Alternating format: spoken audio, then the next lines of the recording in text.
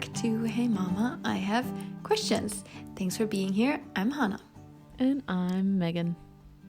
How are you doing, my lovely lady? I'm good. I just started 2 weeks of being off of work. Ooh. Which is thrilling. It's really, really lovely. It's my favorite thing about working out of college. It's the best. Oh, right. You get the, yeah, that's nice. Yeah, it's really, really nice.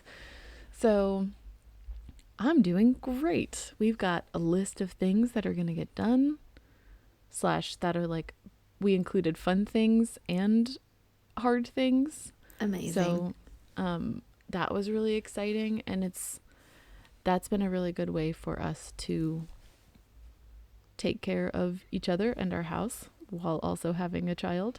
Yeah. Is especially when we have like blocks of open time to set practical and achievable and like dream goals. It's really nice. It's so good.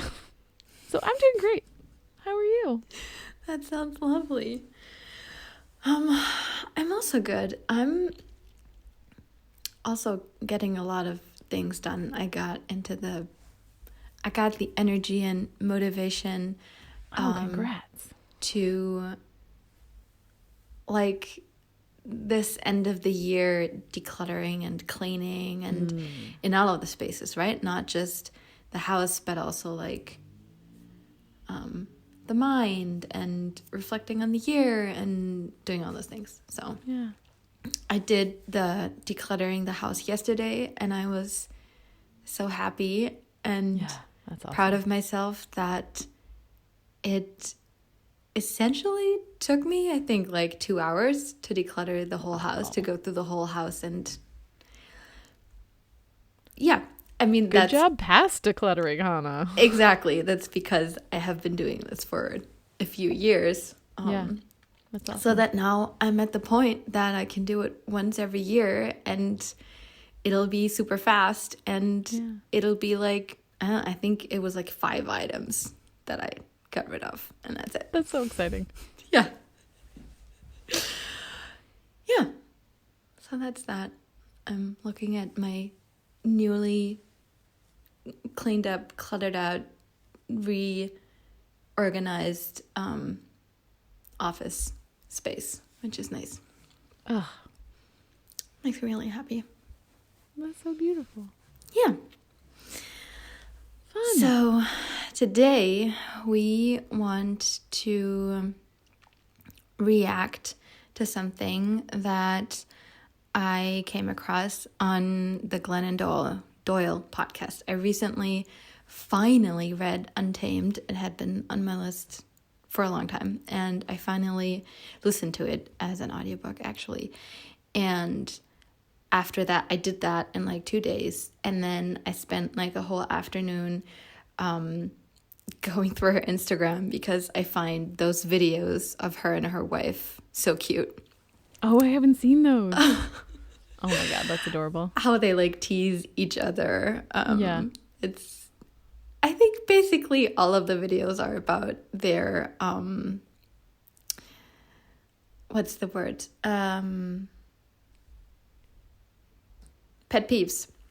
Oh. About each other. And then I started listening to the podcast and binged the whole podcast in, I don't know, a week or something, which is a lot because, I don't know, there's like 50 episodes. But I just liked it so much. And I like have a whole note thing in my phone where I took notes on every episode because there was so many things that I wanted to go back to and like journal about it. So many thoughts. And I had like a whole, 4-hour phone conversation with Janine about 2 of the episodes that I sent her, and she listened to and was like, we need to talk about this. Yeah. And same with Megan. There was one quote in particular that I told her about, and then we talked about it a little bit, and then we were like, let's talk about this on the podcast. And it kind of actually fits in very well with the episode we did last week, which Megan worded that better, so she's gonna do that. But I think I'm gonna go ahead and say the quote that I noted, and then we can start from there. What do you think? Yeah, sounds great. Okay. So it's, by the way, if you want to listen to it, it's the 12th episode of the We Can Do Hard Things podcast by Glennon Doyle. Glennon Doyle, Abby Wambach, and Amanda. I'm sorry, I don't know her last name. But yeah, anyways. And it's labeled parenting. So this podcast was about parenting. And they said a thing, which is this. I don't know if this is an exact quote, but that's what's written in my notes. Children are not a ball of clay for me to mold. My job as a parent is to discover who my child already is every day. It's like a treasure hunt as opposed to molding clay. And when they talked about that, I found myself, I felt ertappt. How could I say that? It spoke to you. You felt, convicted. Convicted? Okay. Yeah. Which made me start to think about it. I was like, okay, why do I feel convicted in this? And then I started thinking about it, and yeah, we'll get there. I'll pause. Megan, you say things. I think you were doing an excellent job.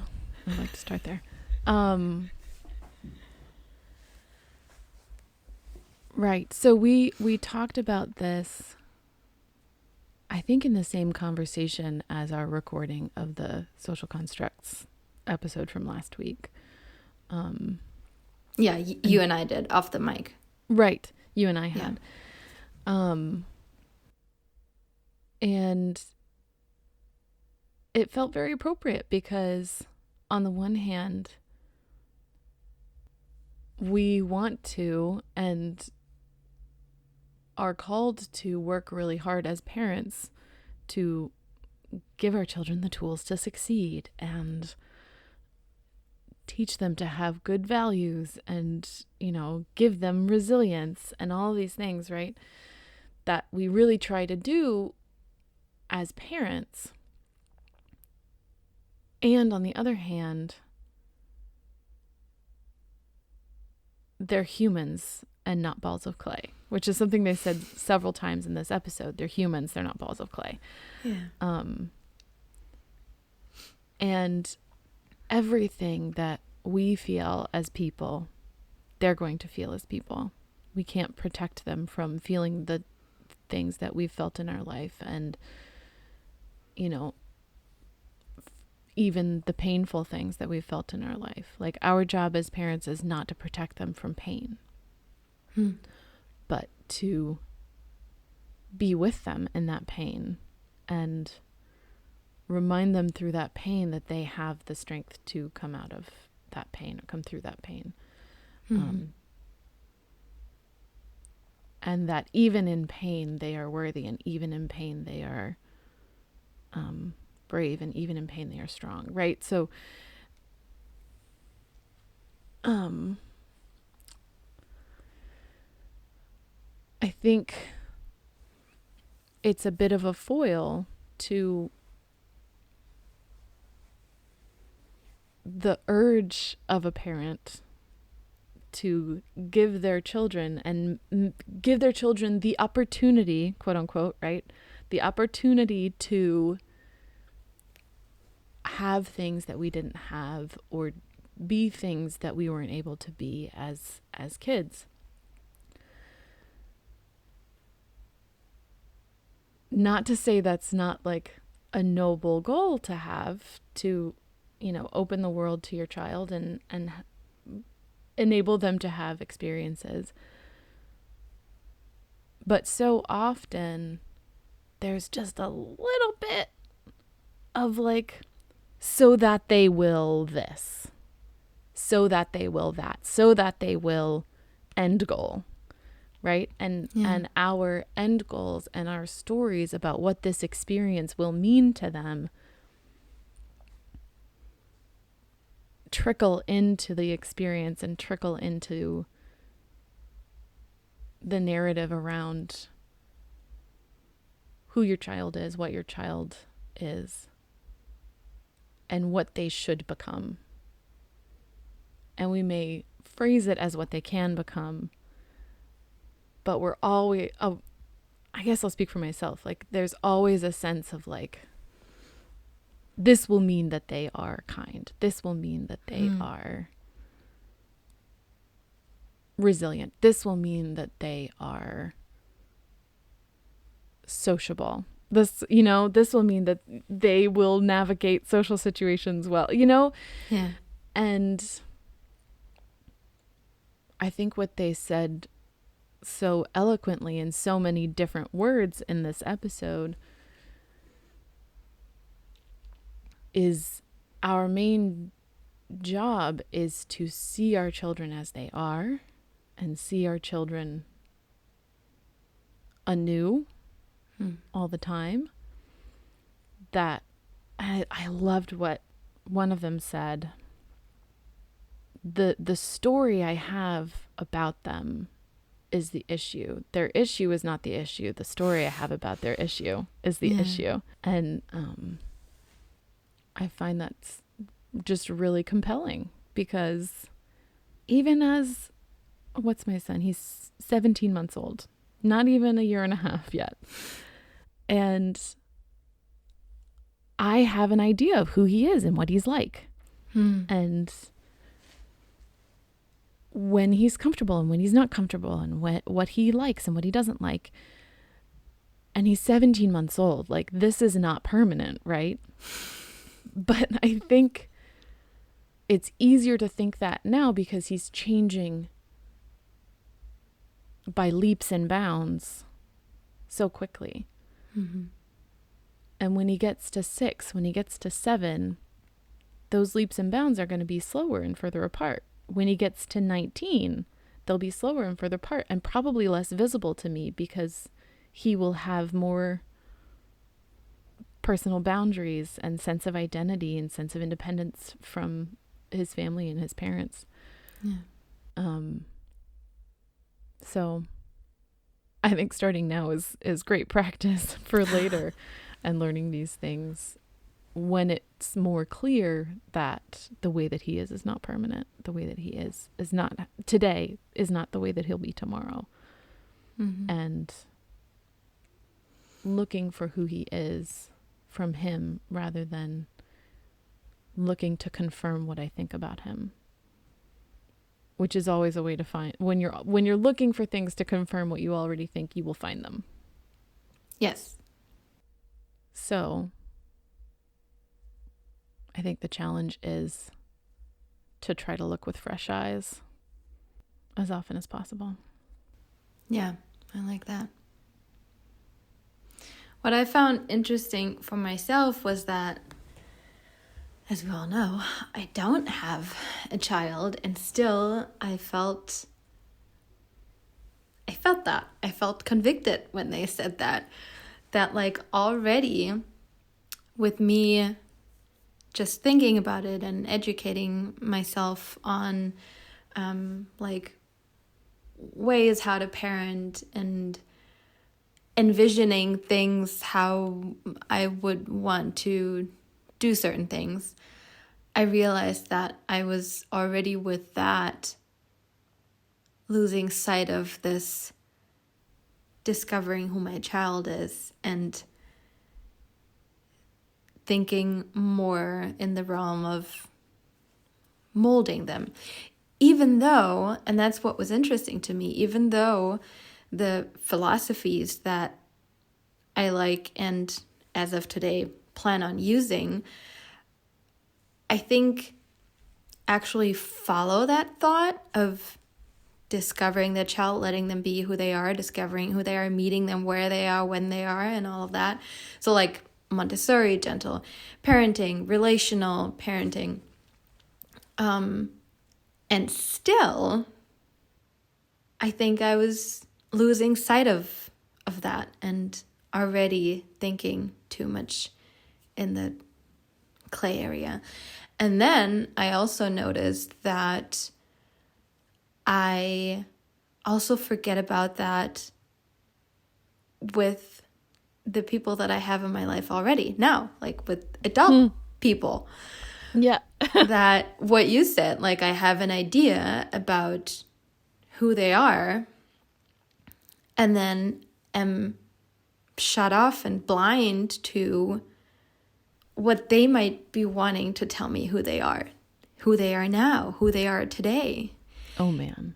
Because I'm not the same person that I was yesterday. I'm not the same person I was a minute ago. We are forever changing. Yeah. And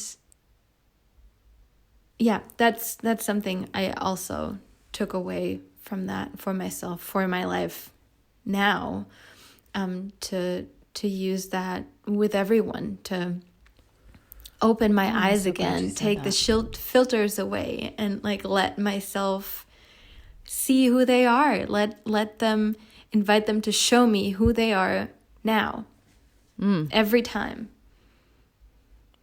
Yep. Especially the people we know really well and have known for a long time. Yeah. Like, for example, our parents. Yeah. And our partners and our friends, and man. Well, this feels easier with a child now.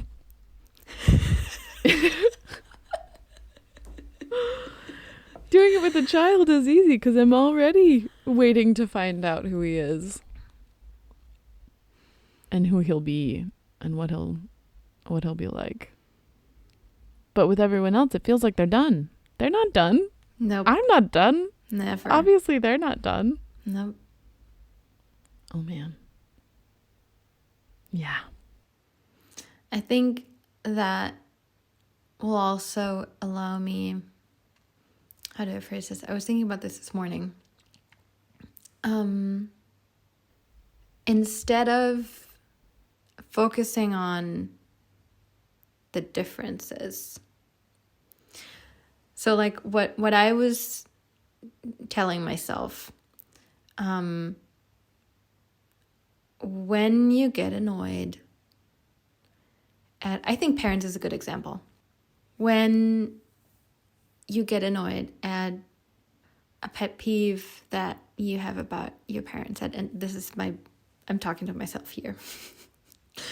Or like I don't know, my parents and I have a lot of different views on many things. So, if I'm not aware of it, it happens very easily that I get annoyed when we talk about something and then something comes up and it like becomes obvious the differences, and then I'm like, ugh, I don't want to talk about this because like I know where this is going to go.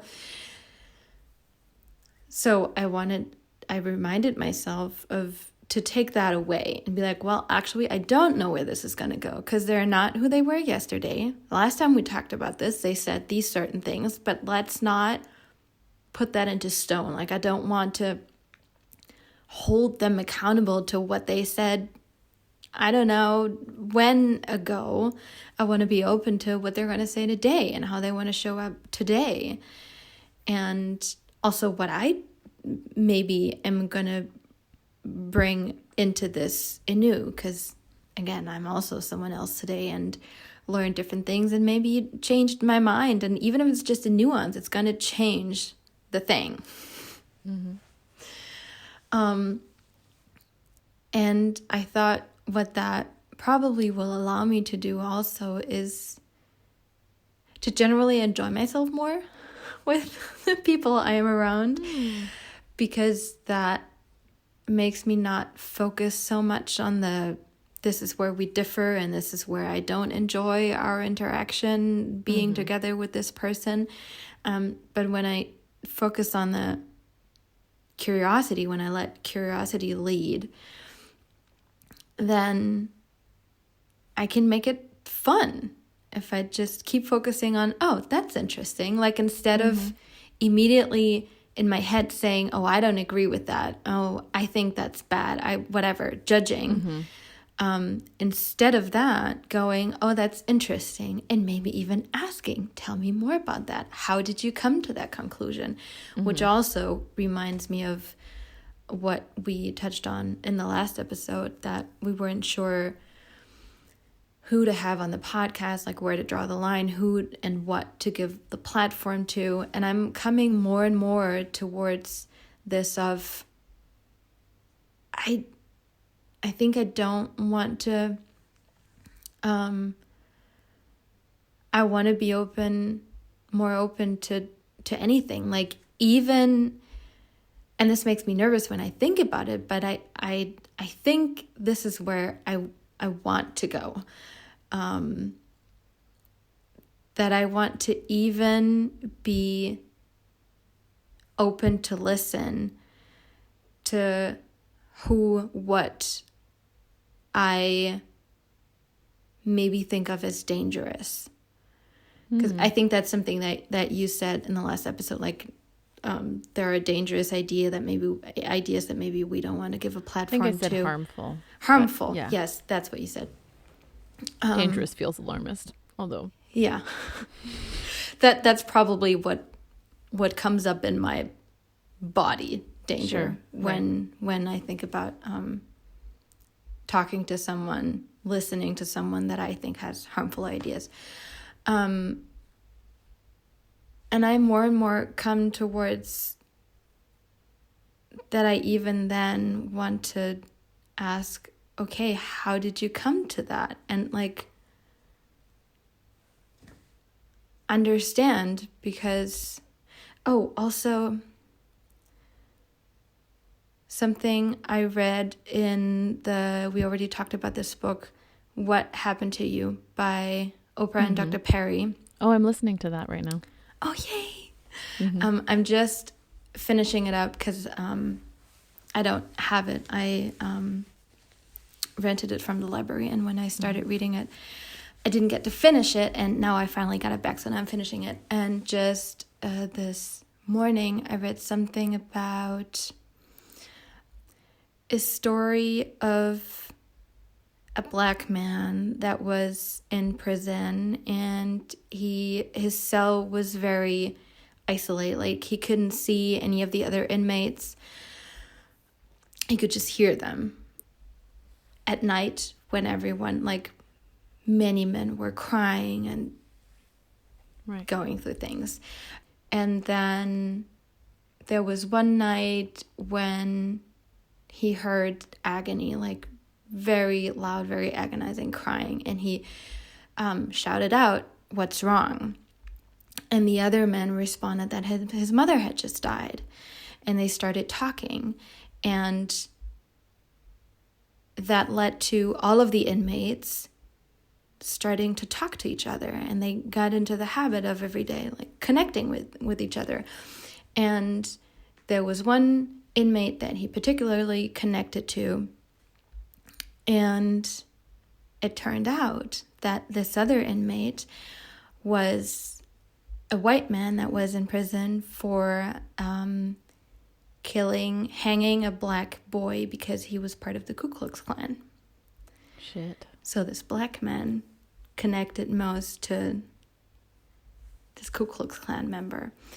And the latter, the white man, on death row, then they were all on death row. Then on the electrical chair, like his last words actually were that he needed to come to death row to learn that he had gotten it wrong all along. Like he was raised in a family that taught him that Black people are evil, and he needed to come here to learn that that was not right, and he had gotten it all along, and he needed to meet this, I forgot his name, unfortunately, this Black gentleman to teach him what love was.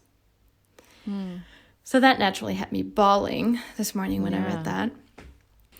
And okay, so to close the circle, this again reminded me of, I kind of want to get to a place where I don't automatically shut off and where I'm really open to anything, because we are all people and we all come to conclusions in some way. Like we all want love, we're all afraid, we all want safety. In the end, if we boil it down, if we go deep enough, if we talk long enough, I think we can probably always figure out that we're coming from the same place. We just, with that, then arrived somewhere else. And then nurture and circumstances and all of that, of course, plays a huge role, which I think this story tells very well. Plays a huge role in where we came to. Mm-hmm. Yeah. I'm not sure if I just took this too far away. No, I don't think so. In fact, to like really mundanely bring it back to the podcast episode,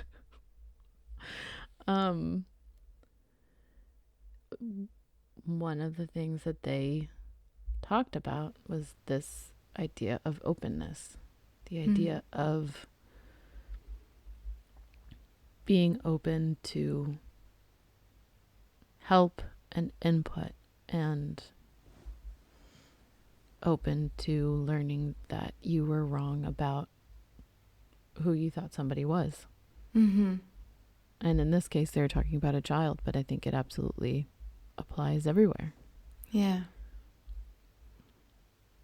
And it makes me really uncomfortable.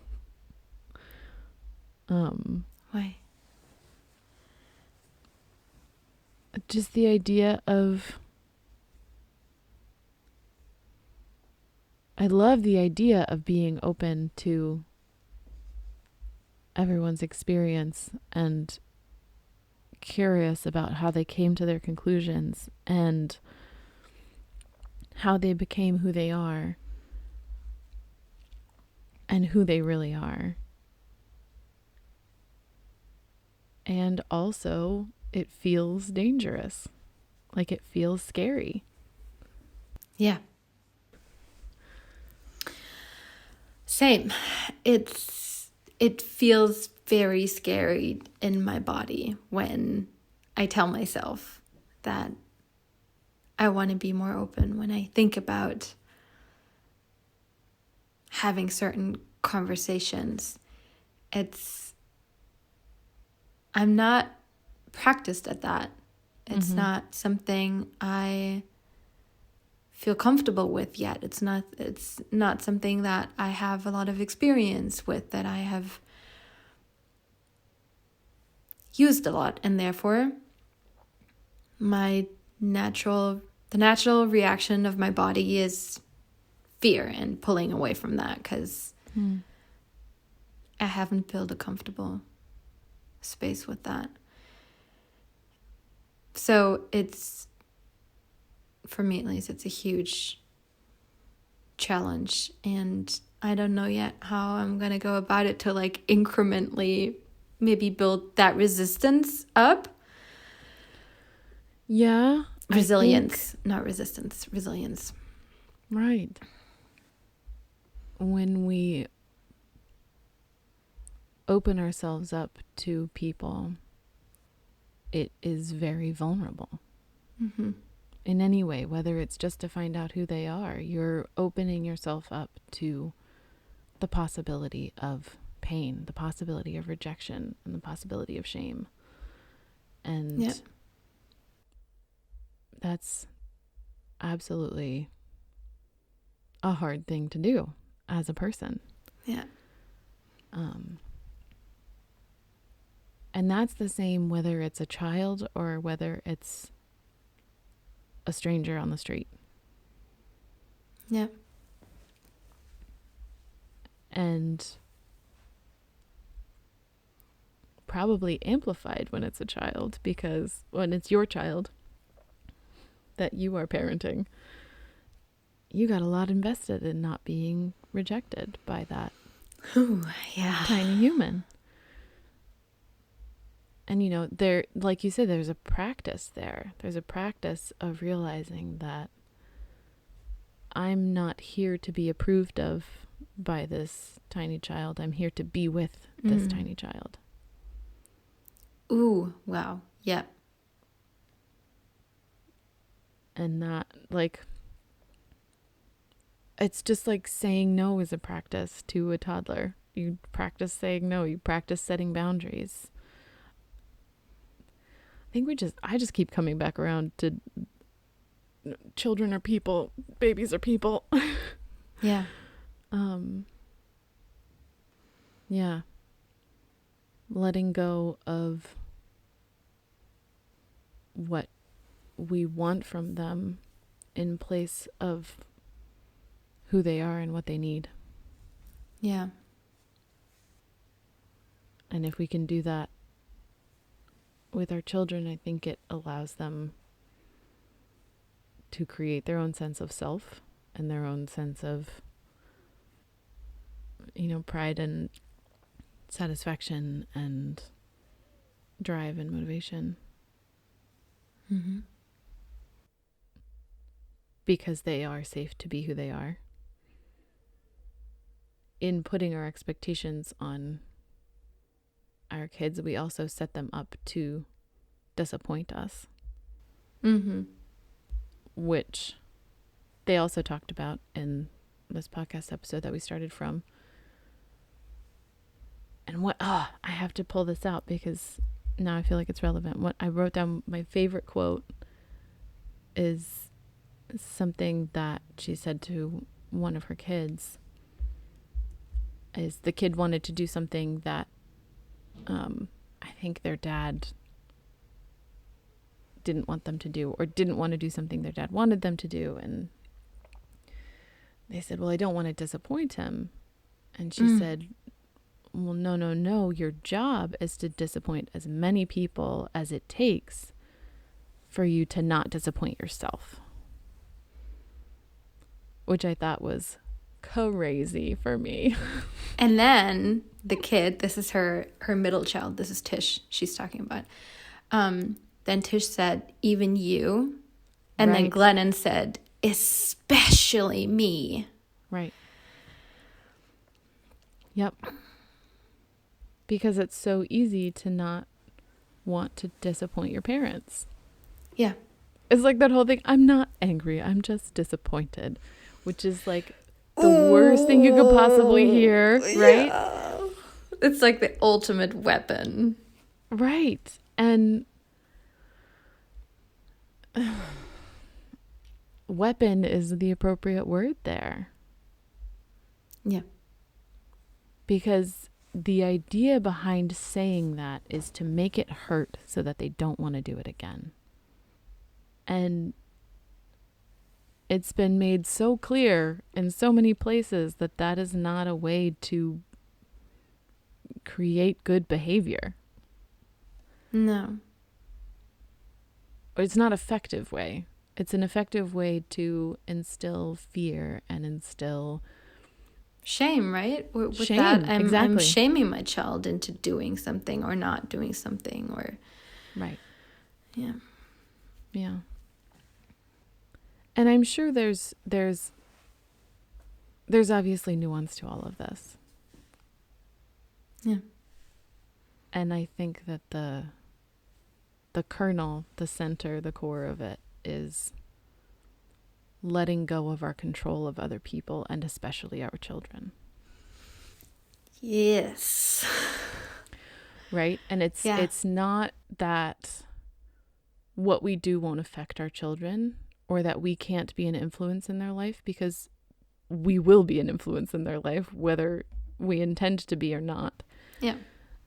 But I think centering that influence around, and again, they said this in the podcast, centering that influence around how am I trying to improve? How am I acknowledging what I've done wrong? How am I striving to be better? How am I, and doing that so that your children can see that you're doing that. Mm-hmm. And doing it authentically and doing it honestly and vulnerably. Yeah. And striking a balance, I think, between keeping them safe and keeping them sheltered. Like that keeping them safe doesn't turn into keeping them sheltered. Which is why so many of these philosophies that we talk about include risky play and, you know,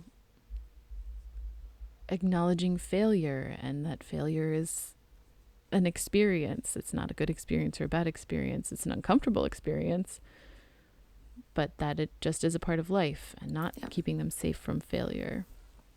That's sheltering them from an experience, not keeping them safe from pain, because that's, you know, but at the same time, it is our job to keep them safe.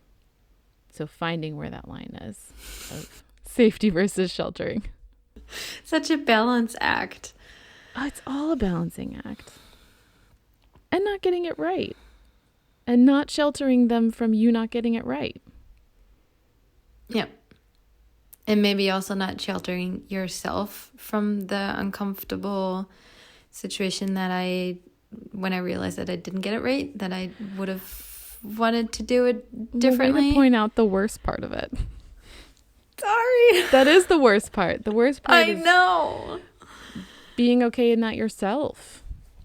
And not shaming yourself for having failed, and not, because you can tell them, oh, a failure isn't a failure, it's just an experience all day long.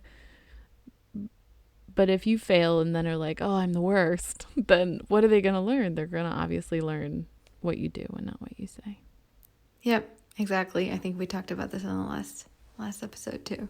Right, exactly. Doesn't work if I tell them one thing and then I do exactly the other thing with myself. Yeah. Oof. My brain is going a million miles an hour. I think we could talk hours more on this. Yeah, but do you feel like... I think this is a good stopping place. I think we've pondered over it out loud with each other. Yeah. And I think that's the nature of this topic, is it's so hard to implement and so nuanced and complicated, and it's a practice. It's a practice, and it's something you have to think about consciously to practice it if it's not already a part of your brain, which good for you. And good for your parents. And good for whatever experiences you've gone through, that it's already there. And it's the same as the practice of trying to see your kid every day anew. It's a practice of trying to recognize the narratives that you're creating, and recognize the glasses that you're looking through, and recognize the boundary between you and other people. And I think that's always hard, because we only live in our heads. We only live in our own heads. Yeah. And so everyone is us, because we are experiencing them all in our own heads. Yeah. And we only have in our head what we have been exposed to. Exactly. Yeah. Right? Like I can only see the world through what I already know, what I've already allowed myself to be exposed to. So that is so limited. And I need to also remind myself of that constantly. Yeah. Well, and that makes me go back a little bit to some of what we talked about in being open to other people and allowing our children to take risks and all of that. What's okay for my child might be a safety concern for some other child. What's risky play for my child might be a safety concern for someone else. Yeah. Because of thousands of different reasons of context. Yeah. And what might be an uncomfortable conversation for you and I might be dangerous for someone else, might be actually dangerous for someone else. So I want to also have said that privilege and context and circumstance and location and mindset and trauma history and all of the things come into play in every single moment of this. And that is part of what makes it hard, because it is, we're not good at nuance, we're not good at individual differences. We want sweeping statements and cohesive narratives. And yeah, because it's easier. It saves brain energy. Yeah. It takes a lot of energy to remember the rest of it. Yeah. But yeah, a worthwhile endeavor, I think. I do too.